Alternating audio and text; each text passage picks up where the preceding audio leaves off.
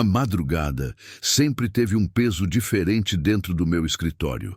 As paredes forradas de pastas antigas, a estante com códigos comentados e tratados de processo, tudo parecia mais denso àquela hora em que a cidade dorme e os culpados fingem inocência em lençóis caros. O relógio marcava 3h17 quando o silêncio foi quebrado por uma notificação discreta no meu celular. Abandonado sobre a mesa, entre um processo arquivado e uma xícara de café frio. Eu não esperava mais nada daquela noite.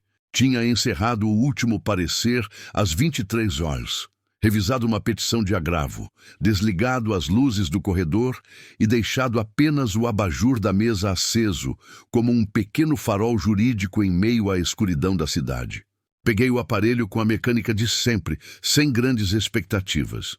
Na tela, um ícone familiar. Mensagem de áudio. O número, desconhecido. O horário, incômodo. A descrição, inexistente. Por hábito, associei a mais um cliente desesperado, alguém em pânico por uma intimação recebida, por uma audiência marcada, por uma sentença desfavorável. Gente viva, como de costume. Coloquei o celular próximo ao ouvido, preparado para ouvir a voz trêmula de mais uma pessoa em crise, suplicando uma saída jurídica para um erro humano. Mas o que ouvi não se parecia com nada do que já tinha atravessado meus tímpanos e minha consciência profissional. A voz era grave, arranhada, como se viesse de um lugar distante, abafada por camadas de tempo e silêncio. Havia um chiado ao fundo, semelhante ao de fitas cassete antigas, e um eco estranho, como se o som não respeitasse as paredes do meu escritório. A mensagem começou sem apresentação, sem cortesias, sem formalidades. Era quase uma sentença. Doutor, aqui quem fala é o homem que morreu inocente há 10 anos.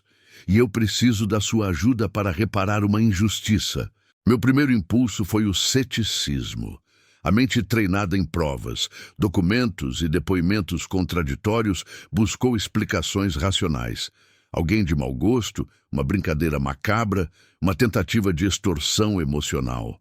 O direito ensina a duvidar, a exigir lastro, a pedir evidências antes de formular qualquer tese. Mas havia algo naquela entonação, na pausa entre as palavras morreu e inocente, que atravessou a barreira da razão e tocou um lugar que os códigos não alcançam. Reproduzi o áudio outra vez. Agora com a atenção de quem lê uma sentença que pode mudar o rumo de um processo inteiro. A mesma voz, o mesmo chiado, a mesma declaração impossível. Meu olhar correu instintivamente para a pilha de processos arquivados em cima da estante. Eram histórias de vidas interrompidas pelo carimbo frio do tempo e da burocracia. Cada pasta, uma narrativa que o sistema decidiu não ouvir mais. Se essa história está te tocando, comenta aqui embaixo de onde você está assistindo e que horas são aí. Coloquei o celular sobre a mesa, respirei fundo e me recostei na cadeira. Uma parte de mim, a parte treinada em audiências, queria encerrar o assunto ali, classificar aquilo como um trote noturno e seguir para casa.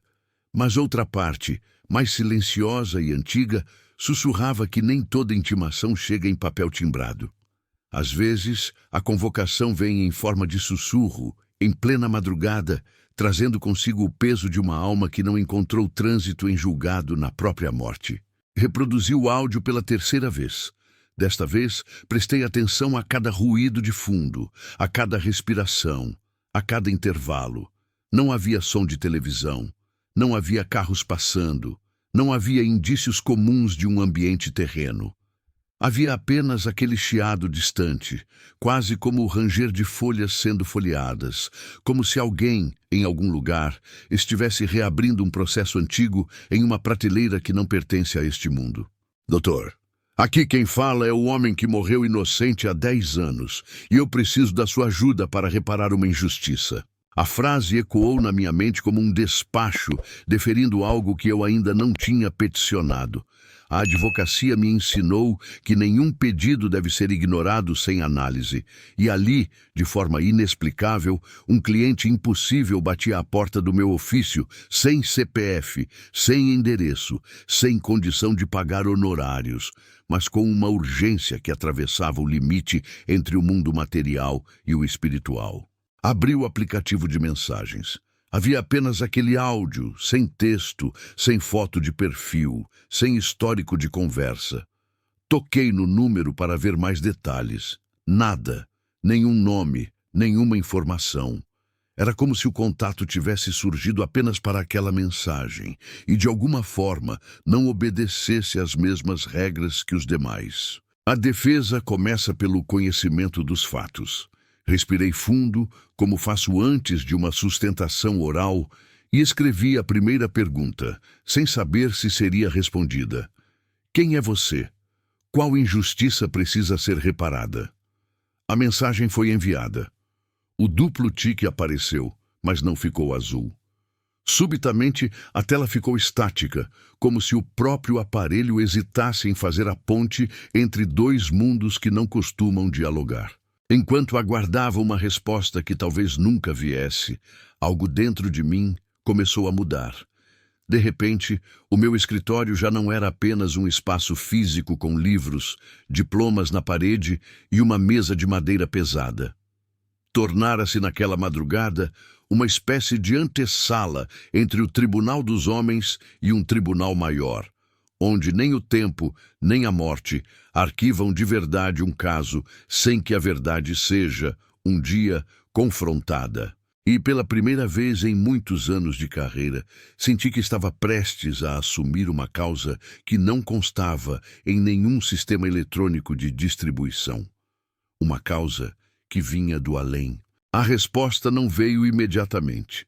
O silêncio digital do aplicativo contrastava com a turbulência dos meus pensamentos. Na tela, apenas o registro do último envio, 3h21. Na parede, o relógio insistia em marcar os segundos como se cada tic-tac fosse um prazo processual vencendo em uma instância invisível. Levantei-me, caminhei até a janela e olhei para a rua lá embaixo.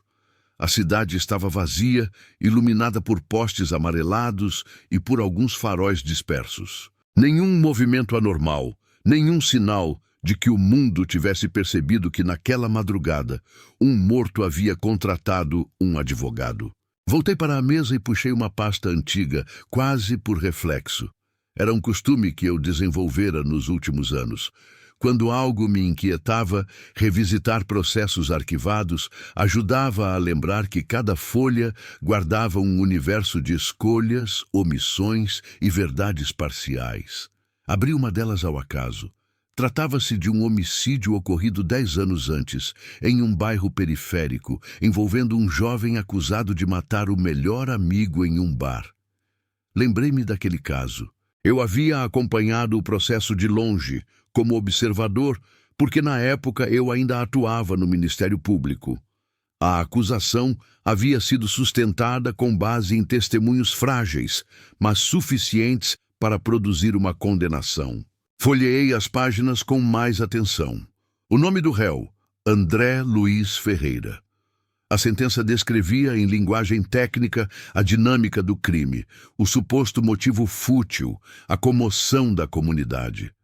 Lembrei-me do semblante de André no banco dos réus. Um misto de desespero e resignação, como se já soubesse que a sua versão dos fatos jamais teria o mesmo peso que a narrativa construída nos autos. Ele foi condenado. Anos depois, ouvi dizer que morrera dentro do presídio, em uma rebelião. Aquele era mais um entre tantos nomes que o sistema engolia e esquecia. O celular vibrou. Olhei imediatamente para a tela.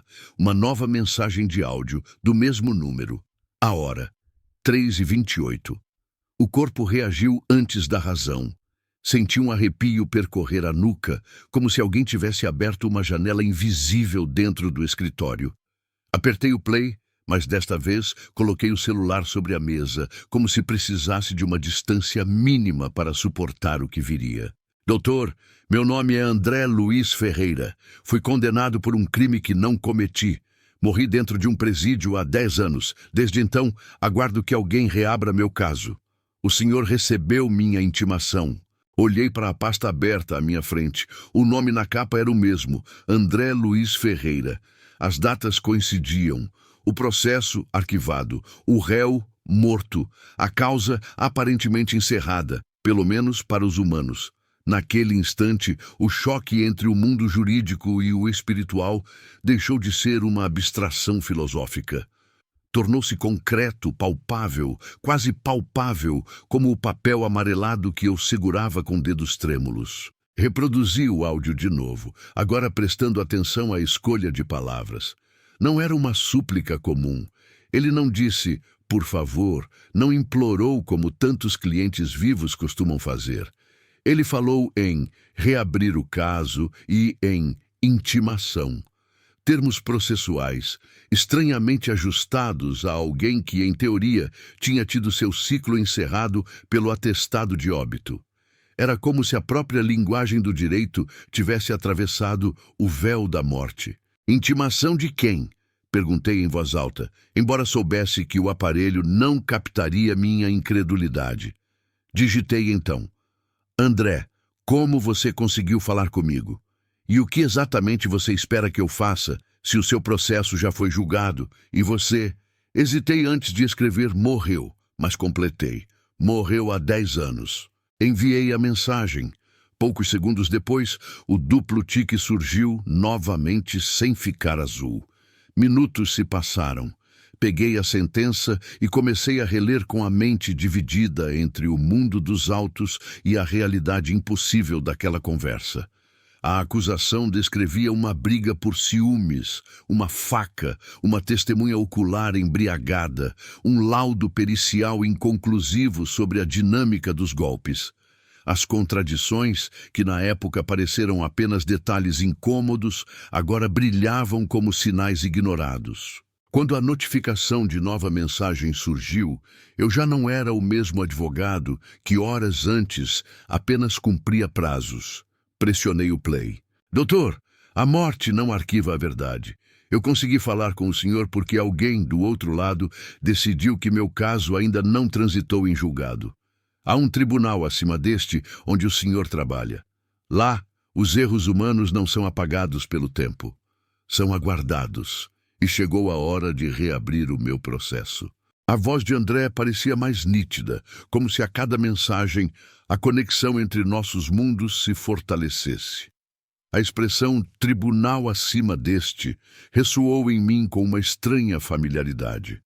Lembrei-me das vezes em que, sentado em audiências, me perguntava silenciosamente se as injustiças que escapavam aos olhos do juiz e do promotor encontrariam algum tipo de correção em outra instância além da humana. Mas o que você quer que eu faça exatamente? Perguntei, digitando com uma objetividade que não espelhava o caos dentro de mim. Não há recurso cabível após a morte do réu. O processo foi encerrado. O sistema não admite novo julgamento para quem já não está entre nós. A resposta veio mais rápida desta vez, como se do outro lado André já antecipasse minhas objeções jurídicas. O senhor não vai recorrer nos tribunais dos homens, doutor. Vai reconstituir a verdade entre os vivos. Minha inocência ainda pode ser provada aqui. Há alguém respirando neste momento em liberdade, que carrega a verdadeira culpa. Enquanto essa verdade não vier à luz, nem eu, nem ele, nem as vítimas, teremos paz. O Senhor não foi escolhido por acaso. Estava presente, lembra, no dia da sentença. O Senhor viu. De fato, eu lembrava.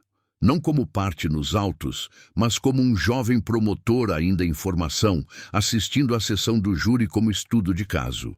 Lembrava da sensação incômoda de que a narrativa apresentada em plenário não fechava todos os pontos. Lembrava do olhar de André, fixo em mim por alguns segundos, como se já naquela época depositasse algo que eu não estava pronto para receber. Fechei a pasta. Apoiei as mãos sobre a mesa e, pela primeira vez na noite, orei em silêncio. Não uma oração litúrgica, mas um pedido confuso por lucidez. Entre códigos, súmulas e doutrinas, eu nunca tinha encontrado um capítulo que ensinasse como atuar como advogado de um morto. Ainda assim, havia ali um pedido, quase um mandado espiritual, que não poderia ser simplesmente ignorado em nome do conforto da razão. Se existe um tribunal acima deste, como você diz, pensei, talvez este escritório seja agora um pequeno cartório intermediário onde a verdade vai protocolar sua última tentativa de ser ouvida. Quando abri os olhos, tomei minha decisão preliminar, como um juiz que indefere a preliminar de incompetência para analisar o mérito. Eu não sabia ainda como faria, nem por onde começaria, mas uma coisa estava clara: eu aceitaria aquela causa. Não por heroísmo, mas porque em algum lugar entre a legislação e a fé, comecei a desconfiar que a pior injustiça não é condenar um inocente. É deixar que a verdade morra junto com ele, sem ao menos tentar reanimá-la. Peguei o celular, digitei com firmeza. André, eu aceito o caso, mas vou precisar dos fatos, de tudo o que você sabe, de tudo o que não foi dito naquele julgamento. E, principalmente, vou precisar entender por que, entre tantos advogados vivos, você escolheu logo a mim. Enviei, e naquele instante, sem perceber, protocolei meu primeiro caso no Tribunal do Além. Os minutos seguintes ao meu aceite foram de uma estranha calmaria. Não houve resposta imediata, como se, do outro lado, também fosse necessário algum tipo de despacho interno, uma autorização para que mais detalhes fossem revelados. Aproveitei o intervalo para reorganizar meu próprio cenário de batalha. Espalhei sobre a mesa tudo o que dizia respeito ao processo de André, cópias da denúncia, a transcrição do julgamento, o laudo pericial, os depoimentos das testemunhas, a sentença e os recursos posteriores.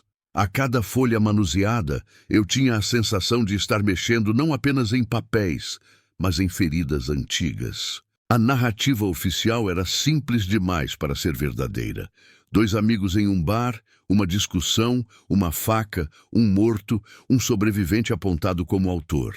O Ministério Público havia sustentado que o motivo fora um ciúme irracional, disparado por um comentário sobre uma mulher.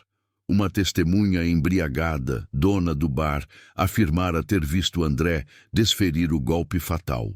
O laudo, por sua vez, indicava uma direção do ferimento que, na época, não me pareceu compatível com a dinâmica descrita. Detalhe que, confesso, arquivei mentalmente como irrelevante diante do peso da maioria das provas. Agora, aquele mesmo detalhe parecia gritar. Enquanto revisava essas peças, o celular vibrou novamente.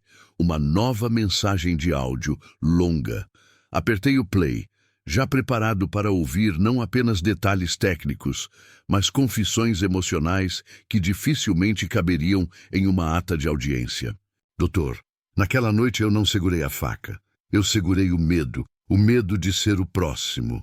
A voz de André parecia mais firme, como se o simples fato de ter um ouvido disposto a escutar reorganizasse a sua energia do outro lado.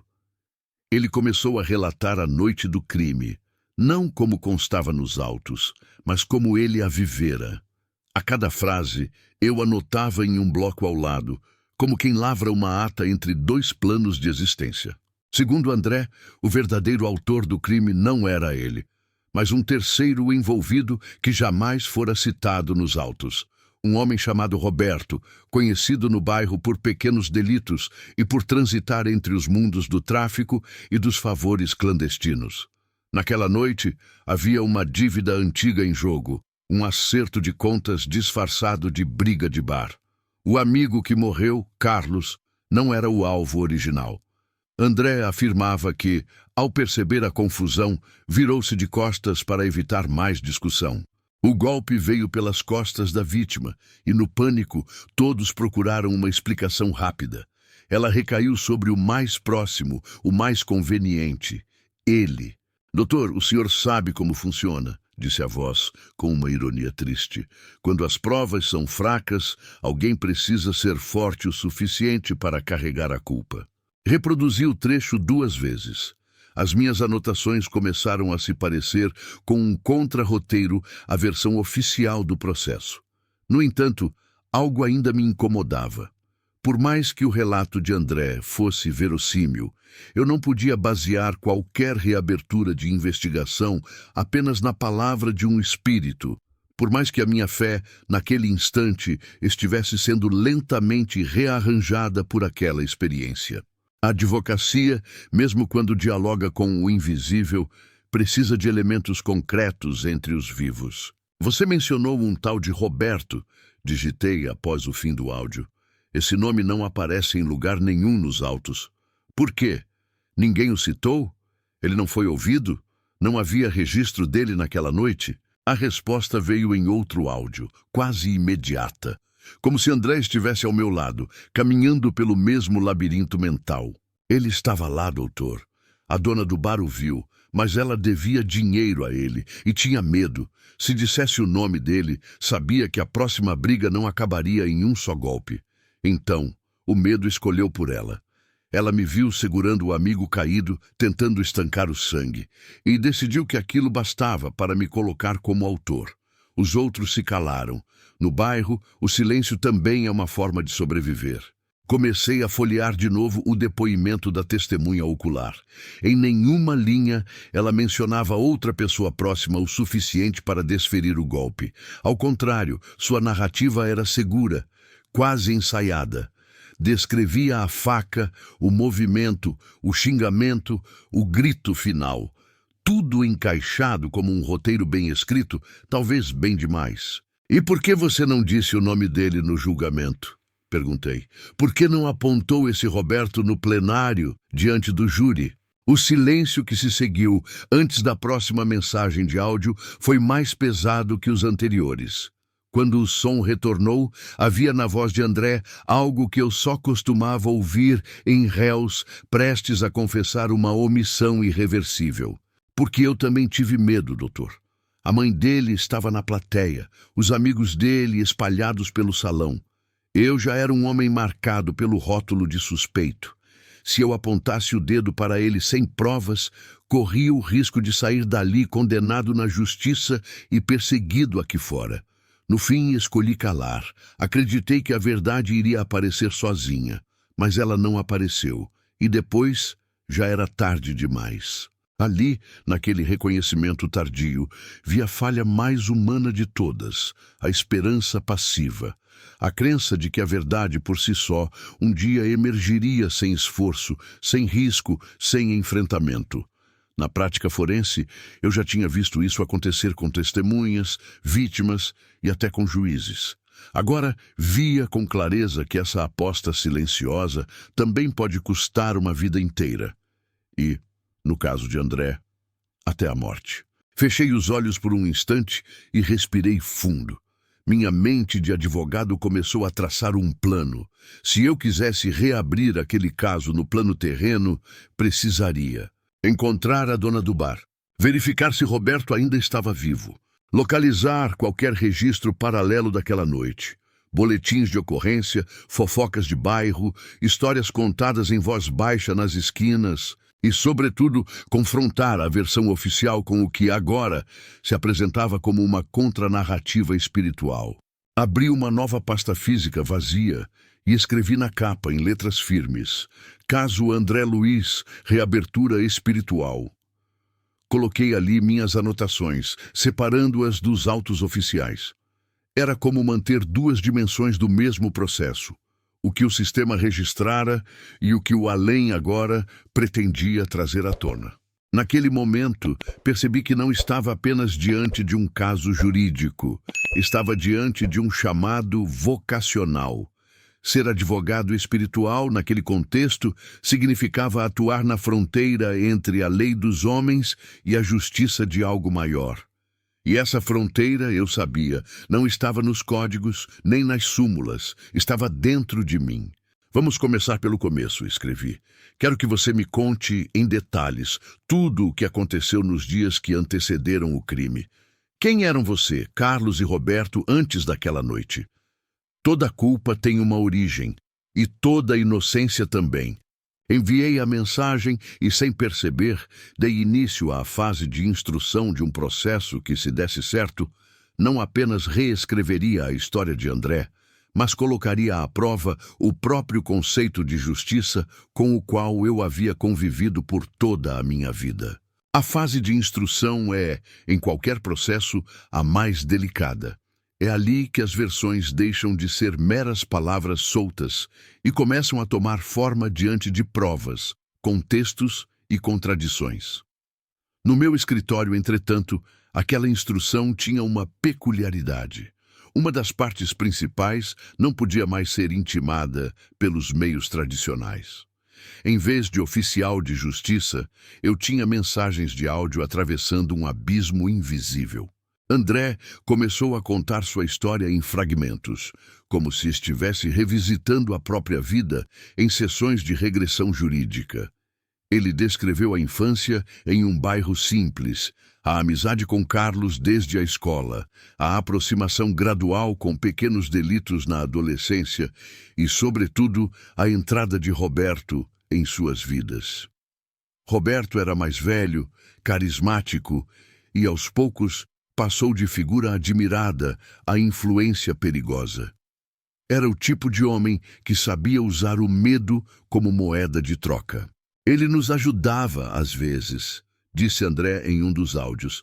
Pagava uma conta atrasada, arrumava um bico, oferecia proteção em brigas de rua, mas sempre cobrava depois, de um jeito ou de outro. Ninguém conseguia dizer não para ele por muito tempo. Enquanto ouvia, eu preenchia mentalmente lacunas que, nos autos, haviam sido apenas rabiscos superficiais. Ali, na frieza dos documentos, André era apenas réu, Carlos era vítima e Roberto sequer existia. As relações humanas, com toda a sua complexidade, tinham sido reduzidas a funções processuais. Era mais simples assim, mais manejável.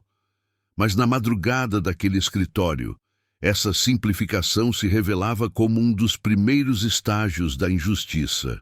Pedi detalhes sobre a semana anterior ao crime. André relatou que Carlos havia decidido se afastar de Roberto. Não queria mais servir de intermediário em cobranças, nem participar de encontros suspeitos. Tinha conhecido alguém, uma mulher que o encorajava a buscar um emprego formal e a sair do círculo vicioso do bairro. Essa decisão, no entanto, desagradou diretamente Roberto, que via na deserção de um de seus rapazes um péssimo precedente. Ele chamou a gente para conversar 2 vezes naquele bar, explicou André. Na primeira foi aviso, na segunda foi ameaça. Disse que ninguém dava para trás com ele sem pagar o preço. Folheei novamente o processo, agora buscando indícios de algo que talvez tivesse passado despercebido. Não encontrei menção a conflitos anteriores, a ameaças, a qualquer contexto que envolvesse Roberto. Era como se o julgamento tivesse sido feito dentro de uma redoma, protegida da realidade do bairro. E, de certo modo, era justamente isso o que se esperava do sistema. Julgar fatos específicos, não dinâmicas sociais. Mas a justiça espiritual não funciona assim. Ela não separa o crime da história que o antecede. Na noite do crime, continuou André, Carlos já tinha decidido contar tudo para a mãe. Ele estava com medo, mas também cansado. Queria sair. Eu fui ao bar encontrar com ele para insistir que esperasse mais um pouco, que não enfrentasse Roberto de peito aberto. Eu era covarde. Tinha medo de ver o que ele via como saída. Quando Roberto chegou, não foi surpresa. A surpresa foi o olhar dele. Era um olhar de sentença já proferida. Enquanto ouvia, comecei a esboçar um quadro mental semelhante ao que faria diante de um júri. A narrativa da acusação, a narrativa da defesa, o pano de fundo psicológico dos envolvidos. Só que, desta vez, a acusação oficial era o passado, e a defesa tardia vinha de um lugar onde o tempo se comporta de outra forma. Você mencionou que o golpe veio pelas costas. Interrompi com uma pergunta por mensagem. O laudo pericial fala de um ferimento no tórax, com direção de cima para baixo, como se o autor fosse ligeiramente mais alto que a vítima. Isso bate com a altura de Roberto em relação a Carlos? A resposta veio em forma de uma constatação quase aliviada. Sim, doutor. Roberto era mais alto que nós dois, e ele estava atrás de Carlos quando tudo aconteceu. Eu estava do lado. Se o senhor olhar bem o laudo, vai ver que a posição do golpe não bate com alguém que estivesse de frente, em uma briga cara a cara, como disseram no julgamento. Mas ninguém quis ouvir isso. Peguei o laudo. A direção do ferimento sempre estivera ali, fria, neutra. Na época foi interpretada de forma conveniente a narrativa de uma briga frontal. Agora, sob a luz das palavras de André, a mesma descrição ganhava outra plausibilidade. Era como reler um texto com um novo vocabulário à disposição. Ajustei mentalmente a estratégia. Se eu quisesse trazer esse caso de volta ao plano jurídico, precisaria revisitar o laudo com um perito independente, encontrar brechas suficientes para justificar ao menos uma reabertura investigativa. E, sobretudo, localizar a peça que faltava, a testemunha-chave que, por medo, distorceu ou omitiu a verdade. Você ainda se lembra de onde a dona do bar mora? Perguntei. E de algum parente de Roberto, alguém que ainda possa ser encontrado? André ficou em silêncio por alguns segundos de áudio, como se do outro lado precisasse consultar uma memória distante. Depois, começou a descrever ruas, nomes de estabelecimentos, um açougue na esquina, uma igreja evangélica ao lado. Lugares que, para mim, formavam apenas um mapa urbano comum, mas que para ele eram marcos afetivos de uma vida interrompida. Ela se chama Nair, completou. Pelo menos era assim que todos a chamavam. Roberto costumava ficar nas mesas do fundo, perto do banheiro. Se alguém ainda lembrar dele, vai ser lá. Aquele bar sempre foi uma espécie de fórum informal do bairro. Muita sentença foi decidida ali, sem juiz. Anotei tudo cuidadosamente. A ideia de voltar àquele local, tantos anos depois, me causava um misto de ansiedade e propósito. O advogado que trabalha com vivos se acostuma a andar por fóruns, cartórios e gabinetes. Agora eu teria que incluir bares antigos, esquinas esquecidas e, quem sabe, até cemitérios na minha nova rota de diligências. Enquanto fechava a pasta, a voz de André ainda ecoava no último áudio. Doutor, eu não quero vingança. Não quero ver Roberto sofrer o que eu sofri. O que eu quero é que a verdade deixe de ser clandestina. Que a mãe de Carlos saiba o que realmente aconteceu, que a dona do bar pare de carregar o peso do silêncio, e que o senhor, se aceitar esse fardo, entenda que está advogando não só por mim, mas por todos os casos arquivados que nunca tiveram coragem de bater à sua porta. Naquele instante, compreendi que o título não oficial daquele processo não era André versus Estado. Era algo maior. Verdade versus esquecimento. Eu tinha acabado de assumir o patrocínio dessa causa. O amanhecer encontrou meu escritório ainda aceso. As primeiras luzes do dia entravam pela fresta da janela, misturando-se ao abajur cansado que acompanhara toda a noite de revelações. Eu não havia dormido, mas também não sentia sono. Havia em mim uma estranha combinação de fadiga física e despertamento espiritual, como se ao mesmo tempo eu tivesse corrido uma maratona e acabado de acordar de um sonho lúcido. Preparei um café forte, sentei-me à mesa e comecei a esboçar, em termos técnicos, o que exatamente eu faria a partir dali. A advocacia, mesmo quando atravessada pelo sobrenatural, exige método. Rabisquei em um bloco. Revisar integralmente o processo físico de André. Solicitar cópia digital, se ainda não constava no sistema. Localizar o bar de Nair. Ouvir, na condição informal, quaisquer testemunhas remanescentes. Avaliar a possibilidade de uma ação rescisória tardia, uma notícia-crime, ou ao menos uma representação para reabertura de investigação. Enquanto escrevia essas linhas, uma pergunta atravessou minha mente como uma objeção interna. Até que ponto é ético usar informações obtidas de um morto como base para uma nova atuação nos tribunais humanos? A resposta não estava em nenhum código de ética da ordem. Ainda assim, intuía que se o objetivo fosse a verdade e não a exploração sensacionalista, havia ali um caminho legítimo, desde que eu conseguisse traduzir aquelas revelações em elementos verificáveis no plano físico. Meu celular vibrou. Uma nova mensagem, desta vez em texto. Obrigado por não ter apagado o primeiro áudio, doutor. Muita gente apaga o que não entende. Sorri, sem perceber. Era a primeira vez que André se afastava do tom formal e sentencioso para se aproximar de algo quase humano, quase cotidiano. Respondi. Advogado que apaga intimação, mesmo que estranha, não entendeu ainda a própria vocação. Em seguida, ele enviou outro áudio, mais curto, mas carregado de um peso que eu reconheci imediatamente como um tipo de confissão. Doutor, eu preciso lhe contar algo que não está em nenhum papel, mas que talvez explique por que o senhor foi escolhido.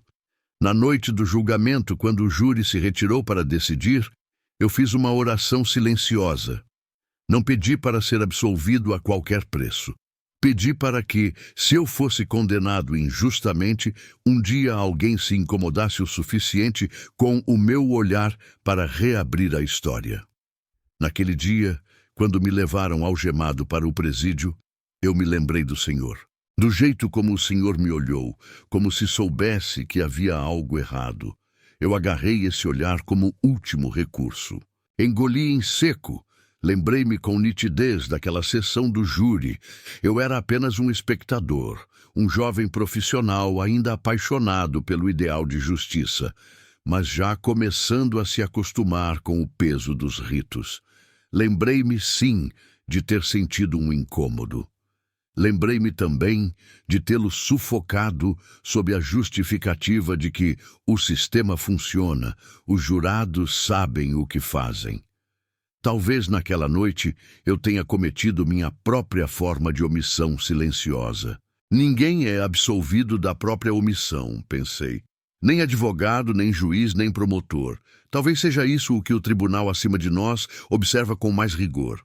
Levantei-me, lavei o rosto no pequeno banheiro anexo e encarei meu reflexo no espelho. Os olhos estavam vermelhos, as olheiras profundas, mas havia ali algo novo, uma espécie de determinação que eu não sentia há anos. Eu não era mais apenas um operador do direito. Estava me tornando, sem saber ao certo como, um mediador entre a justiça dos homens e a justiça de algo maior. Decidi que começaria pelo ponto mais simples, ainda terreno, o bar de Nair. Peguei o endereço aproximado descrito por André, cruzei com registros antigos que eu ainda guardava mentalmente e tracei um itinerário até o bairro. Antes de sair, porém, fiz algo que nunca tinha feito na carreira. Coloquei a mão sobre a pasta de André e, em silêncio, fiz uma promessa. Se houver verdade aqui, eu vou atrás dela, mesmo que isso me obrigue a enfrentar a mim mesmo. Saí do escritório com a pasta debaixo do braço. A rua já estava cheia, carros passando, pessoas apressadas, o mundo retomando sua lógica usual, alheio ao que havia acontecido naquela madrugada. Enquanto caminhava até o carro, o contraste entre a normalidade da cidade e a gravidade do que eu carregava comigo parecia quase uma ironia divina. No trajeto, evitei ligar o rádio. Queria ouvir os sons da cidade, as buzinas, as conversas cruzadas, os vendedores ambulantes. Cada ruído parecia me lembrar que a vida seguia para muitos que jamais saberiam que, naquela manhã, um advogado dirigia rumo a um bar esquecido para tentar limpar o nome de um homem que o mundo já tinha enterrado 2 vezes, no cemitério e na memória. Chegando ao bairro, reconheci alguns padrões que André havia descrito. O açougue na esquina ainda estava lá, agora com uma placa desbotada. A igreja ao lado crescera, com um novo letreiro luminoso. O bar de Nair, no entanto, parecia ter sido engolido pelo tempo. No lugar da antiga fachada, havia um pequeno mercado, com prateleiras de mercearia e um letreiro improvisado. Entrei, fingindo ser apenas mais um cliente. O cheiro de café passado e pão fresco substituíra o odor de cerveja e cigarro que eu imaginava para o antigo bar. Atrás do balcão, uma mulher de meia idade, olhar atento, contava moedas no caixa. Havia algo de cansado em seus olhos, mas também uma firmeza que eu reconheci imediatamente. O tipo de firmeza de quem já viu mais do que gostaria e aprendeu a sobreviver. "A senhora é a dona deste lugar há muito tempo?" Perguntei, com a voz neutra de quem abre um interrogatório informal. "Desde antes disso aqui ser mercado era bar", ela respondeu. "Meu marido que era dono. Depois que ele morreu, eu mudei o negócio. Menos confusão, mais pão vendido." Meu coração acelerou um pouco. "E o nome da senhora é..." Ela hesitou por um segundo, como se calculasse se valia a pena entregar essa informação a um estranho. Depois respondeu: "Nair. Mas por que o interesse?" Naquele instante, soube que havia encontrado a testemunha principal do meu processo e que, ao contrário das audiências formais, ali eu não poderia simplesmente fazer perguntas sob o manto da autoridade judicial. Precisaria conquistar sua confiança, abrir mão da toga invisível e me apresentar antes de tudo como alguém disposto a ouvir uma verdade que estava trancada há anos em sua consciência. "Por que, dona Nair?" Respondi, tirando o cartão do bolso e colocando-o sobre o balcão. "Eu sou advogado, e há 10 anos, um crime que aconteceu aqui pode não ter sido contado do jeito certo." Ela olhou para o cartão, depois para mim, e por um breve instante vi em seus olhos o reflexo de algo que eu já conhecia bem: o medo. O medo é uma das testemunhas mais constantes em qualquer processo criminal. Ele raramente aparece nomeado nos autos, mas está presente nas entrelinhas de cada depoimento vacilante, de cada "não me lembro ao certo" dito com pressa. Naquele pequeno mercado, diante de Nair, o medo se apresentou de forma clara, quase palpável.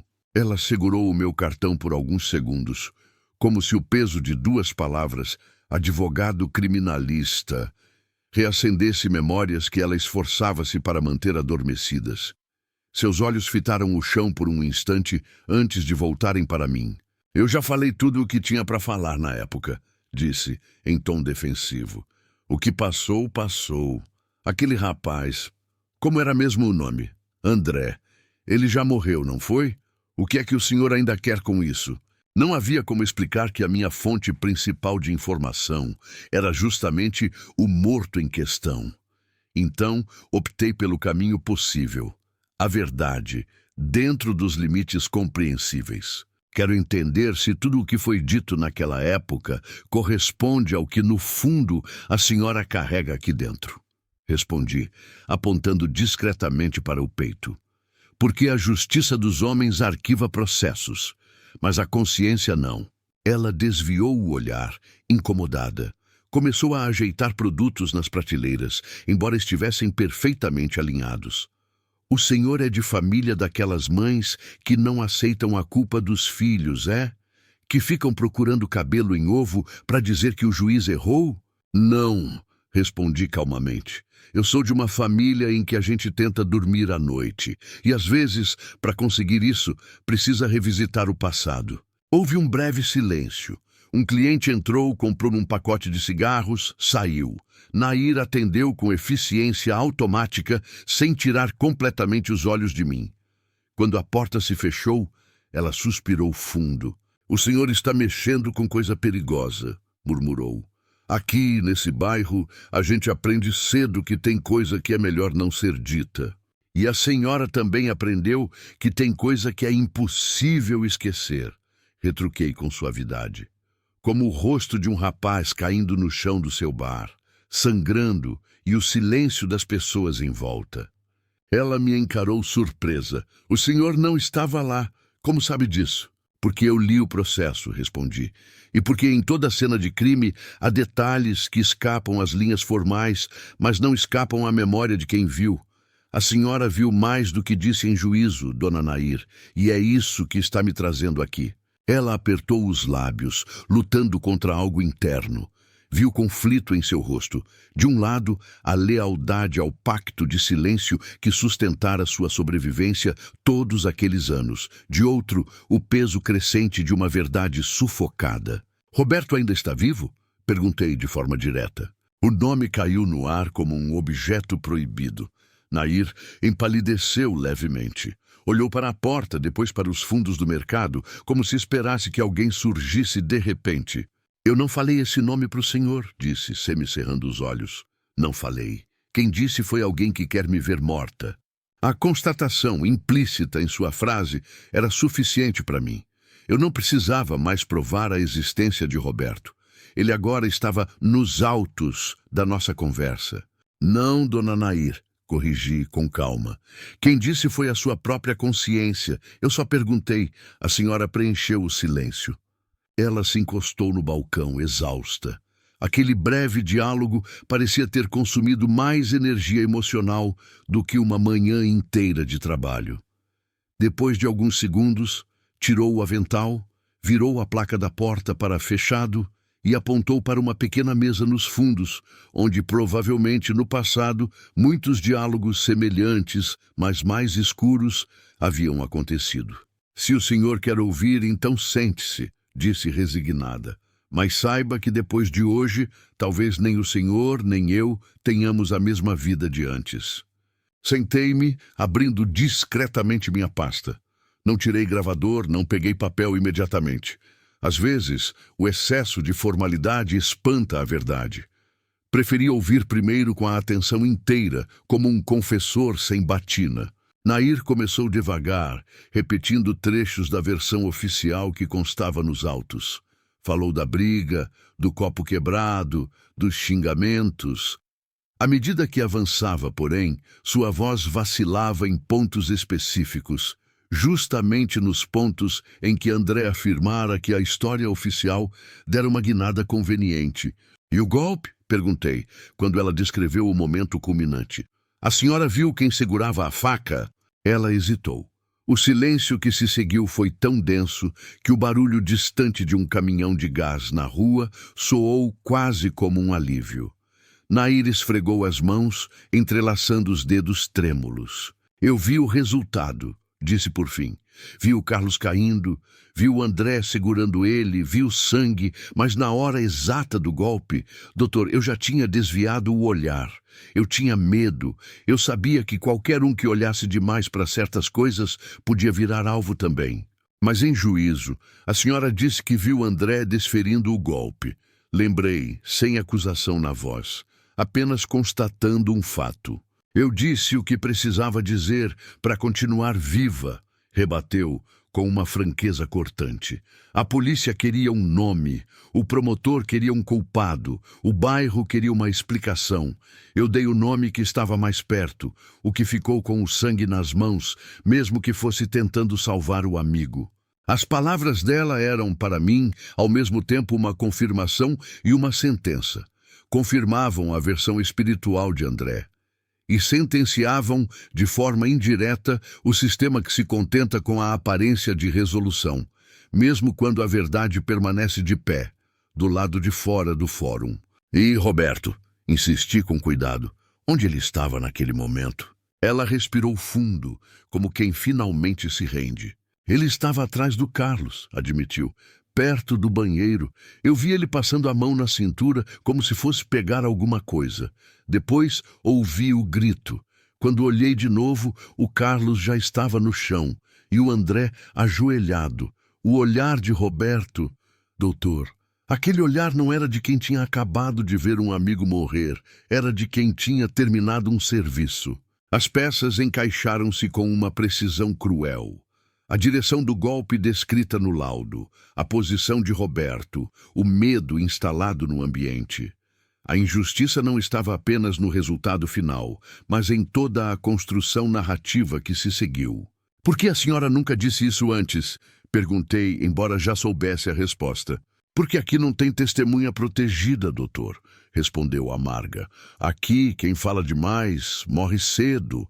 Eu tinha filhos para criar, tinha contas para pagar. A justiça que o Senhor representa não paga luz, não bota comida na mesa. O silêncio às vezes bota. Não havia como refutar essa lógica com argumentos jurídicos. O direito, no papel, protege testemunhas. Na prática, muitas vezes não alcança a esquina onde o medo mora. Roberto ainda está no bairro? Perguntei. Não mais como antes, respondeu, mas a sombra dele ainda está. Ele mexeu com gente grande, subiu de nível. Hoje, não é ele que suja as mãos, mas muita gente ainda deve favor para ele. Saí daquela conversa com mais do que testemunhos. Saí com a consciência de que, ao tentar corrigir uma injustiça antiga, eu estaria mexendo em estruturas que preferem o arquivo ao desarquivamento. Ainda assim, ao cruzar novamente a porta do mercado, uma certeza se firmou dentro de mim. Agora eu tinha elementos suficientes para, ao menos, tentar reabrir o caso. No caminho de volta ao carro, senti meu celular vibrar. Uma nova mensagem de André. Obrigado por ter voltado lá por mim, doutor. Quando o senhor entrou naquele mercado, eu senti o chão do presídio tremer. Não o presídio de tijolos, mas o lugar onde eu fiquei preso depois da morte.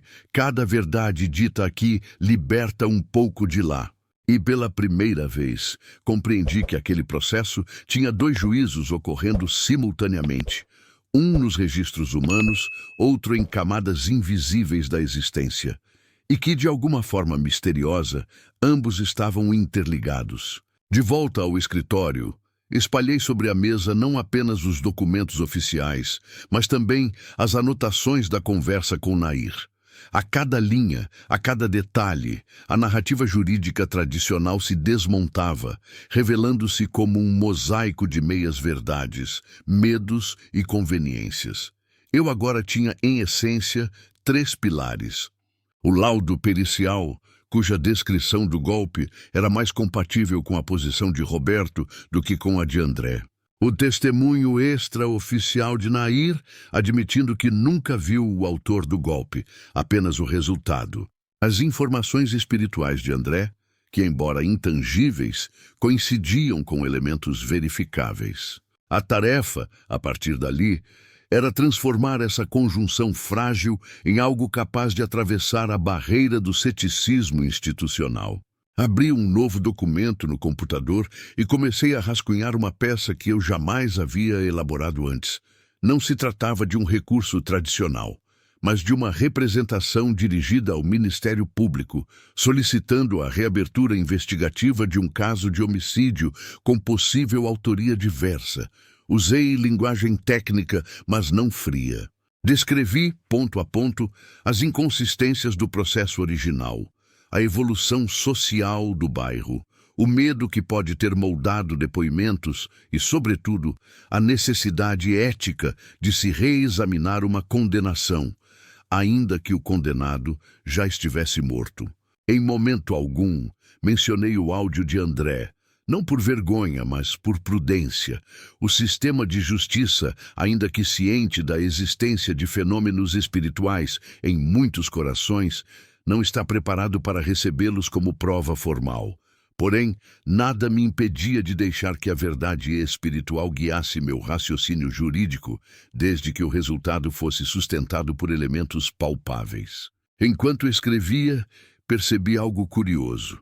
A peça, embora tecnicamente correta, tinha um tom que jamais usei em petições comuns. Havia ali uma camada de súplica, não em meu nome, mas em nome de alguém que não podia mais assinar nada. Eu me tornara procurador de uma alma.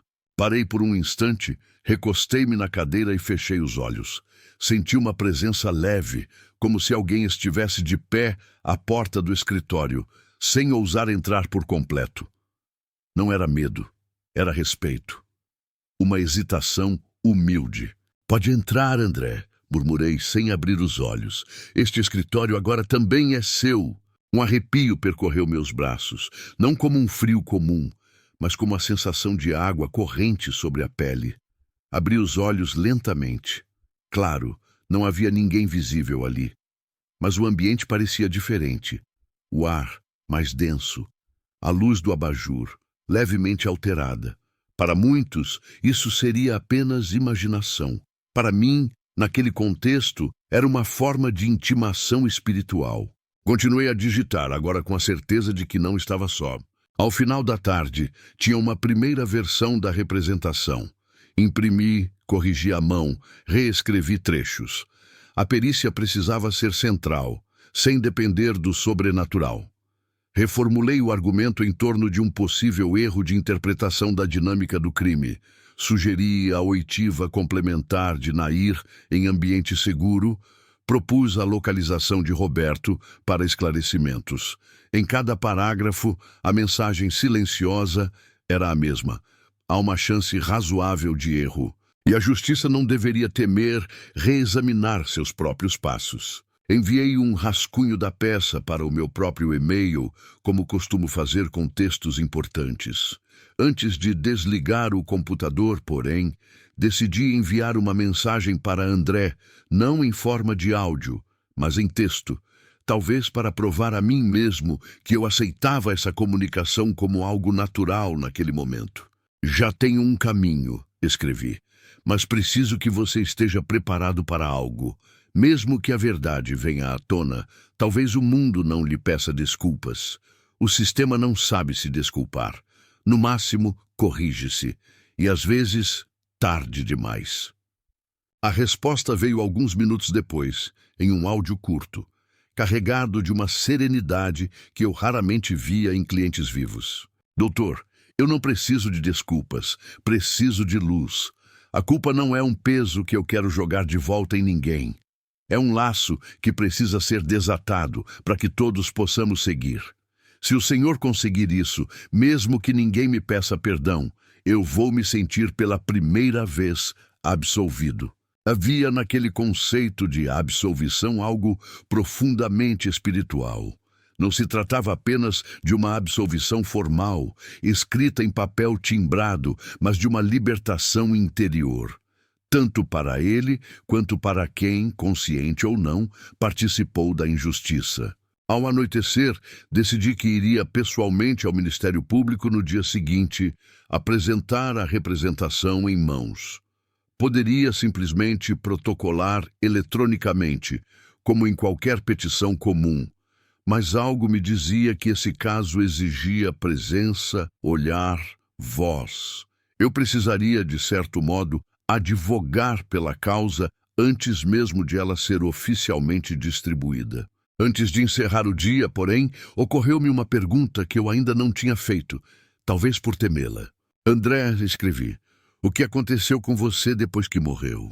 Como foi o seu pós-sentença, digamos assim, nesse tribunal de cima que você mencionou? A resposta demorou um pouco mais do que o habitual. Quando veio, não foi uma descrição fantasiosa de céus ou infernos. Foi algo muito mais simples e, justamente por isso, mais perturbador. Imagine um presídio sem paredes, doutor, começou ele. Um lugar onde você vê, o tempo todo, o que poderia ter sido diferente se você tivesse falado, se tivesse enfrentado, se tivesse confiado menos na passividade da verdade. Lá, a gente não é torturado por demônios. A gente é confrontado pelos próprios silêncios.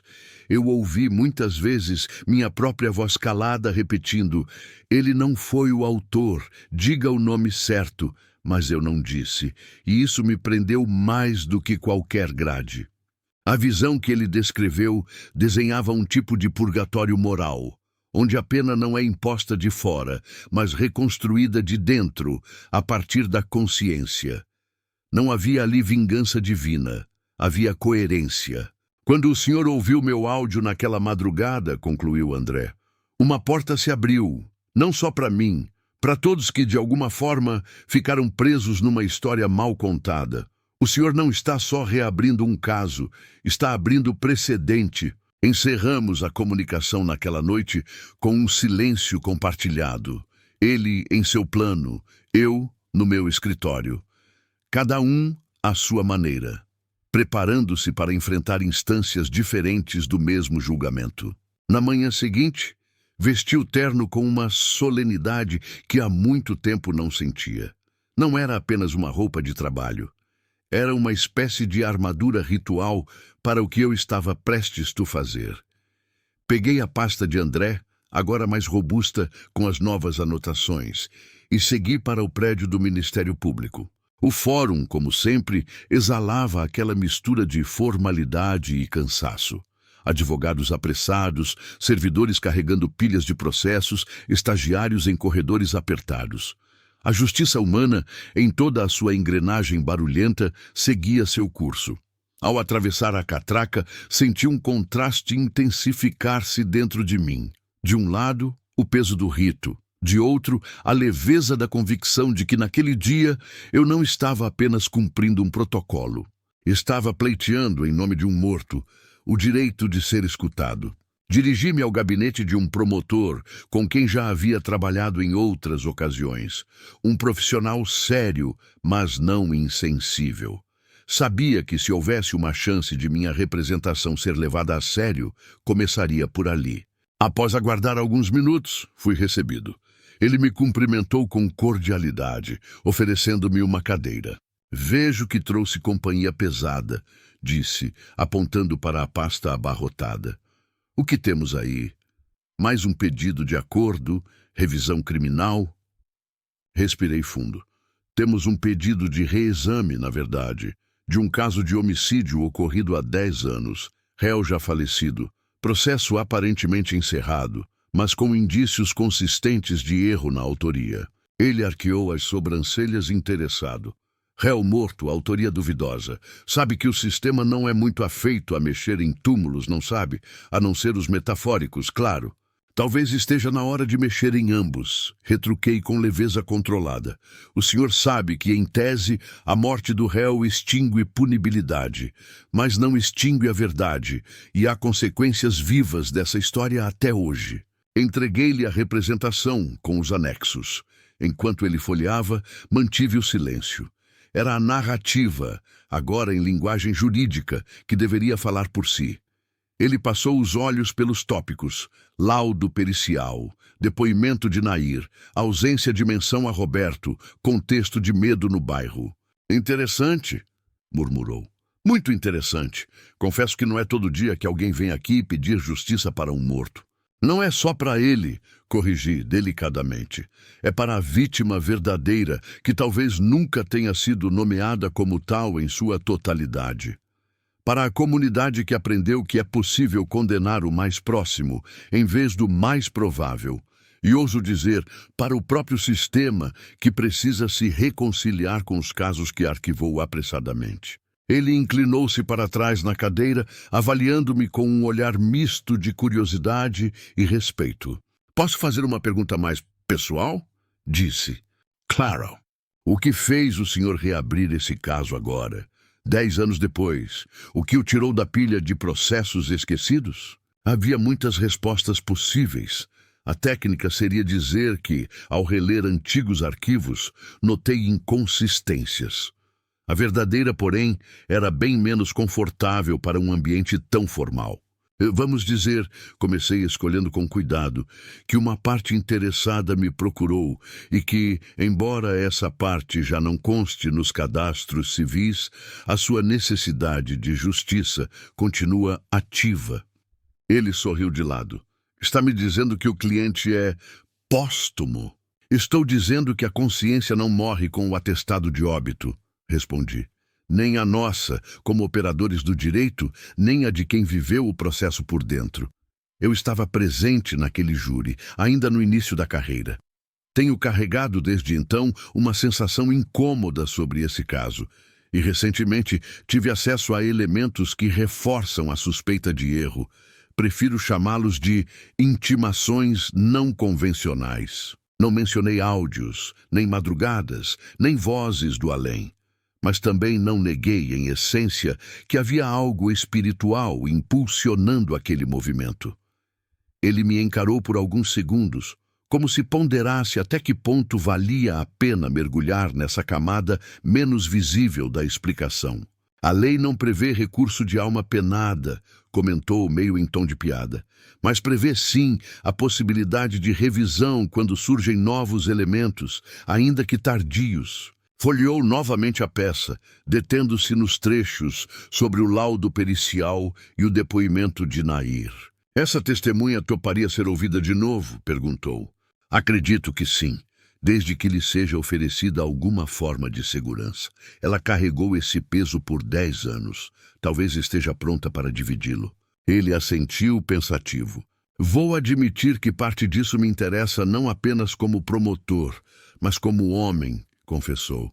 A gente passa anos acreditando que cumpre um papel de filtro da verdade.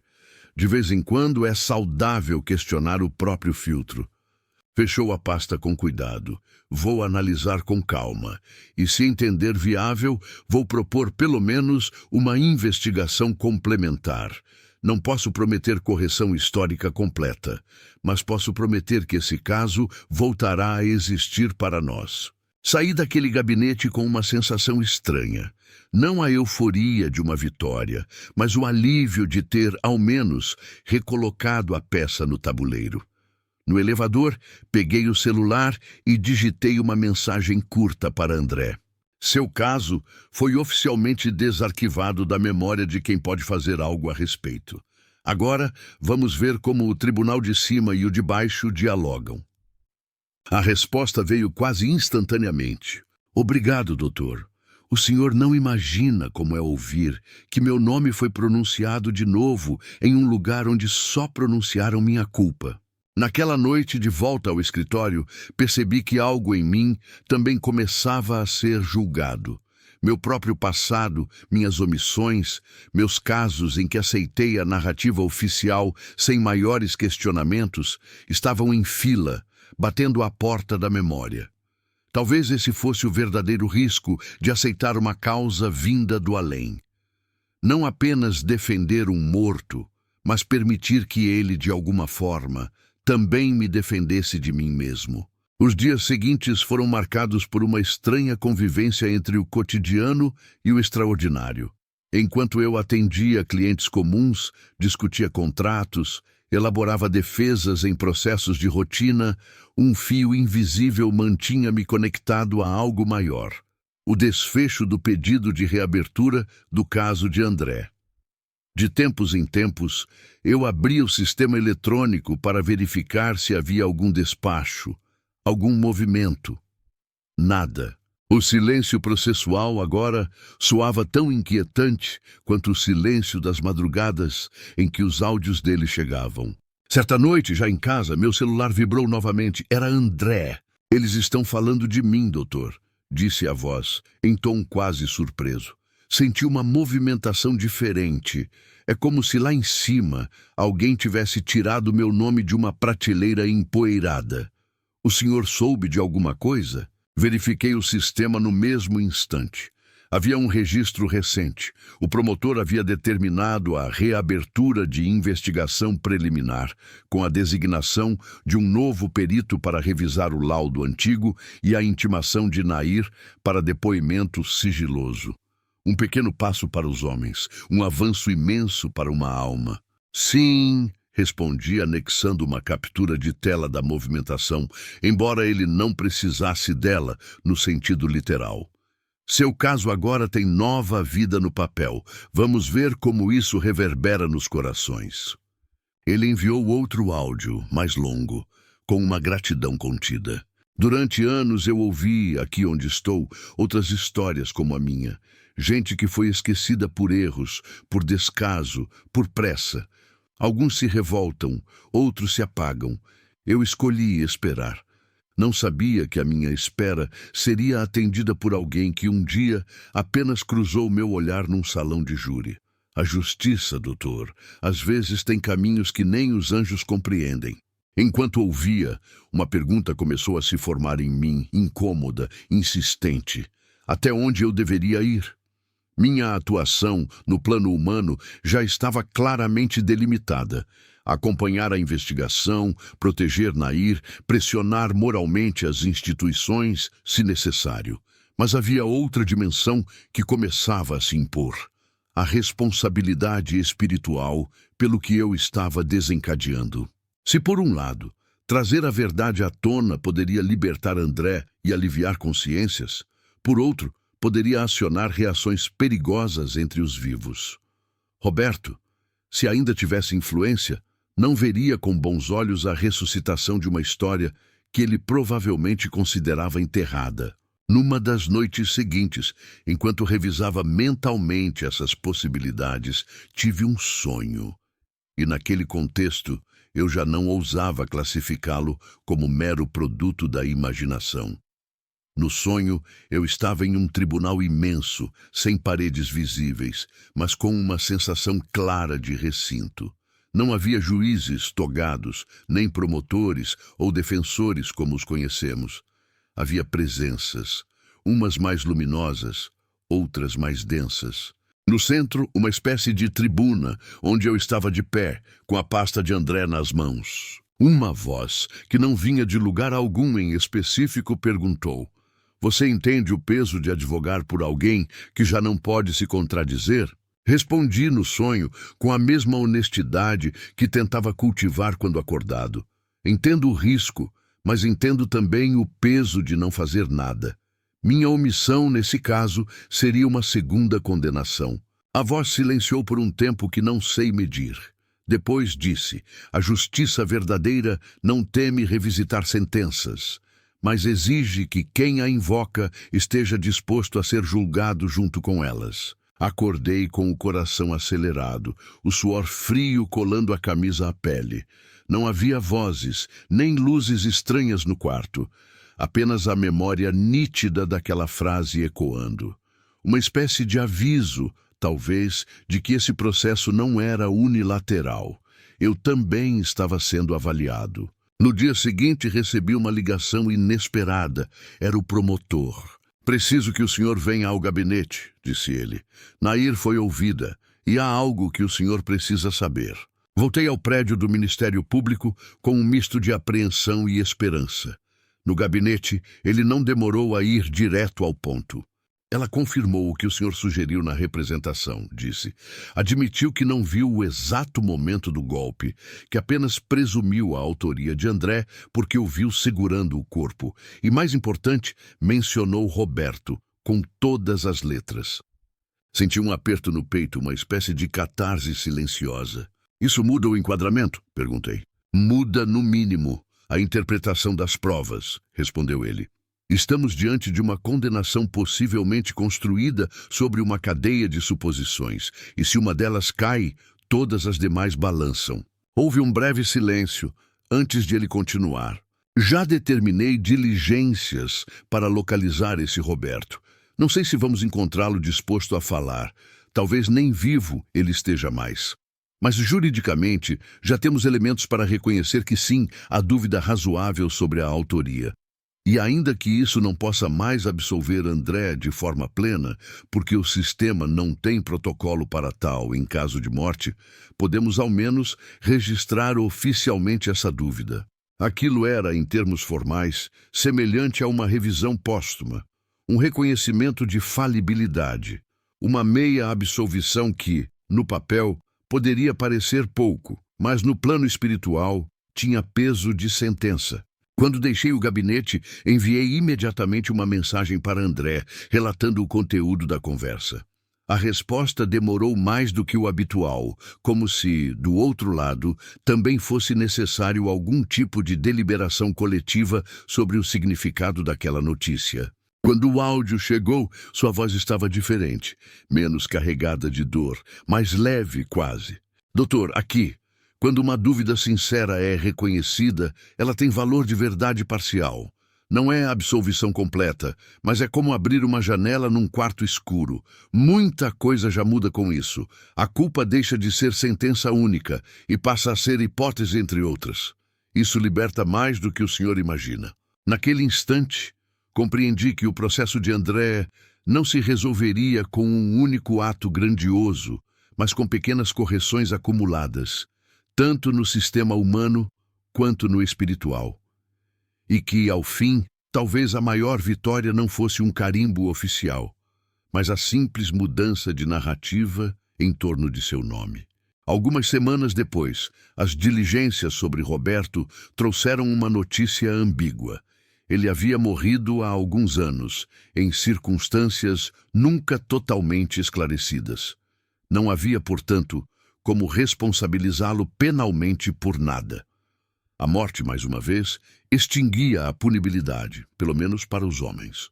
Quando recebi essa informação, senti uma mistura de frustração e inevitável coerência. Era como se o tabuleiro da justiça terrestre estivesse, o tempo todo, um passo atrás de um xadrez invisível jogado em outra instância. Então é isso? Perguntei a mim mesmo em voz alta no silêncio do escritório. 2 mortos, um processo reaberto, uma verdade parcialmente reconhecida e nenhuma punição concreta para o verdadeiro autor.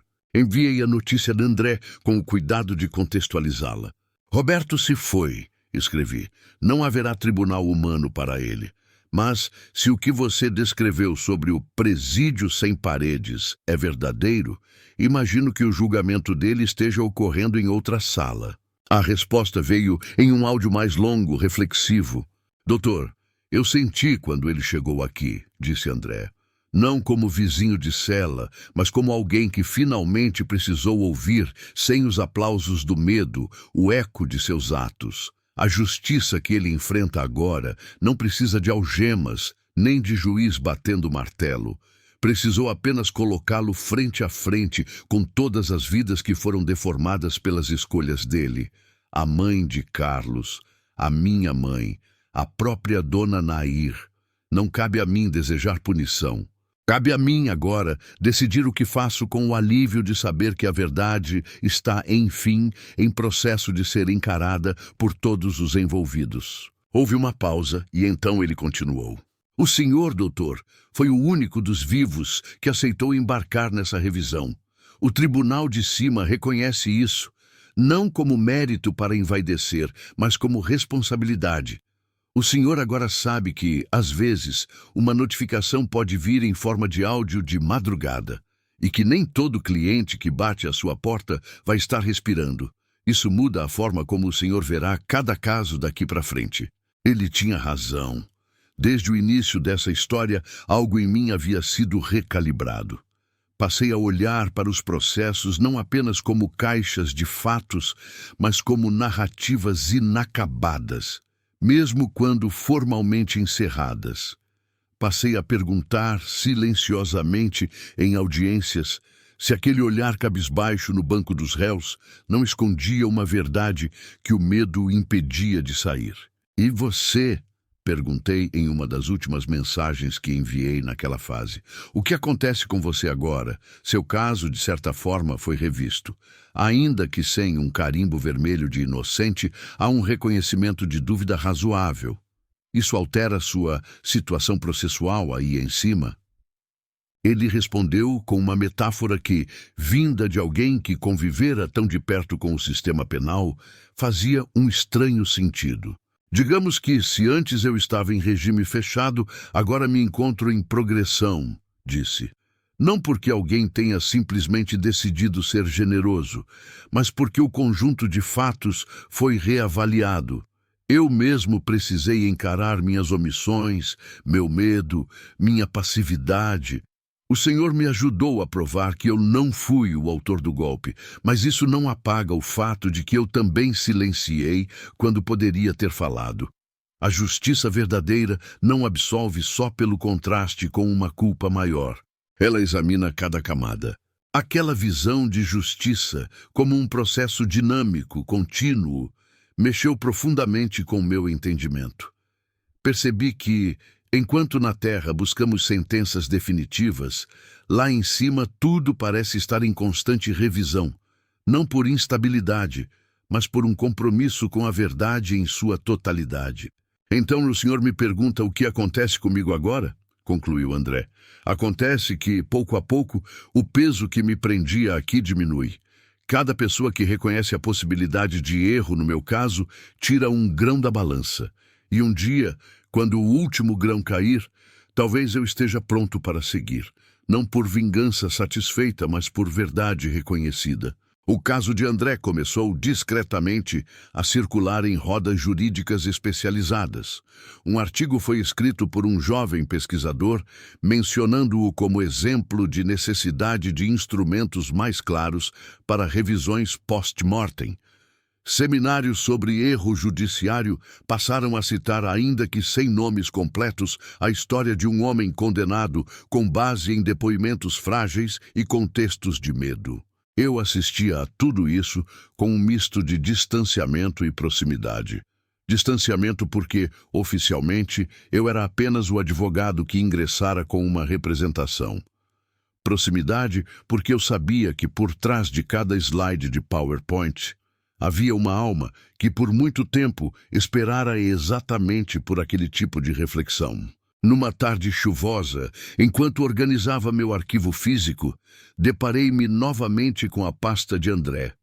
Agora ela estava mais gasta, as bordas amassadas, mas carregava um brilho simbólico diferente.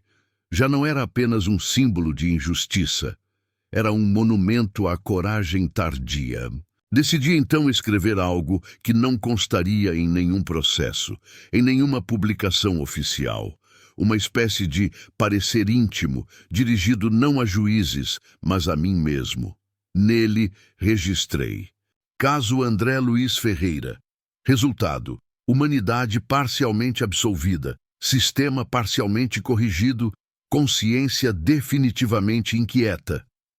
Ao terminar, senti uma presença leve no ambiente, não tão densa quanto antes, quase como um adeus. Então é isso? Perguntei mentalmente. Está se encerrando? A resposta desta vez não veio em forma de áudio.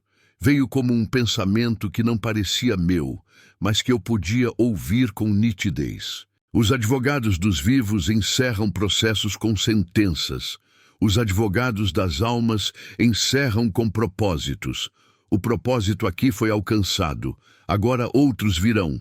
E o Senhor sabe, desde aquela madrugada, que a linha entre os dois mundos é mais fina do que imaginava. Uma paz estranha tomou o escritório. Não uma paz de final feliz, porque não havia nada de romântico em tudo aquilo, mas uma paz de dever cumprido, ainda que parcial. Peguei o celular e pela primeira vez em semanas não havia novas mensagens não lidas, nenhum áudio enviado à madrugada. A linha silenciosa, que antes me angustiaria, agora parecia apropriada. André, enfim, parecia ter saído do modo de espera. Algum tempo depois, em uma audiência comum, vi algo que me marcou de uma forma diferente. Um réu, jovem, olhava fixamente para mim enquanto seu advogado, inexperiente, tentava articular uma defesa confusa. O juiz seguia o rito, o promotor fazia perguntas duras, as testemunhas hesitavam. Em outro momento da minha carreira, eu teria apenas observado a cena com a neutralidade protocolar. Mas, naquele dia, algo em mim se recusou a ser apenas espectador. Pedi a palavra, como assistente da defesa, função que formalmente nem me cabia naquele processo. O juiz, surpreso, concedeu. Fiz poucas perguntas, mas perguntas que iam além do roteiro.